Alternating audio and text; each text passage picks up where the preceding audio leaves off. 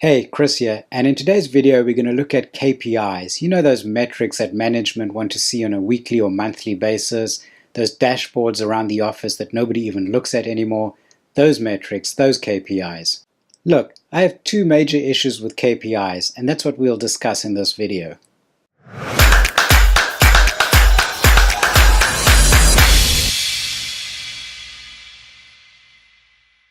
Metrics or KPI should never be the goal. I'm not making this up. It's called Goodhart's principle. And you know when something ends in principle and it has a Wikipedia entry that it must be totally legit. And Goodhart's principle states that when a measure becomes a target, it ceases to be a good measure. For example, if my goal is to drive from San Francisco to Los Angeles, my goal is to get to Los Angeles. The speed, i.e. the measure that I'm traveling, is somewhat irrelevant. It may tell me roughly when I'm going to get there, but I might stop for the night. I could rely on Apple Maps and get completely lost. Why, Apple, why? Why did you replace Google Maps with Apple Maps? You should stick to what you're good at.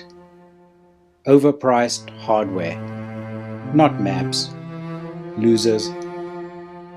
The point being that the speed that I'm traveling becomes somewhat irrelevant.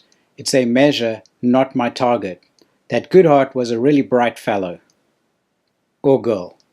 So I'm going to go out on a limb here and assume that as a marketing department you're measuring your MQLs on a weekly or monthly basis. Now the goal of SaaS marketing is to increase your user base and the monetization of that user base. Your goal in and of itself is not to increase your MQLs. So if we take MQLs and Goodhart's principle, we'll see that your goal should not be to produce 50 MQLs per month. That is a measurement, not a goal.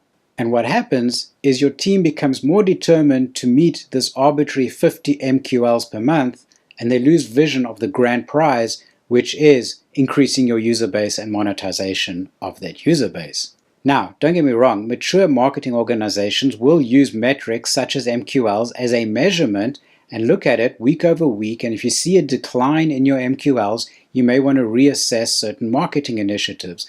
But the number of MQLs, it's a measurement, not your goal. So the second problem with KPIs is that they often do more harm than good. People stop doing the right thing. KPIs may as well stand for killing productivity and innovation. Let's take an example. Marketing work hard at producing some arbitrary 50 MQLs per month. In the meantime, sales are complaining that these MQLs are not good enough. The right thing to do would be to adjust the scoring and make sure that the contract between sales and marketing remains intact. But guess what? If you adjust the scoring, you're not going to meet your arbitrary 50 MQLs per month. Again, your KPI should never be the goal.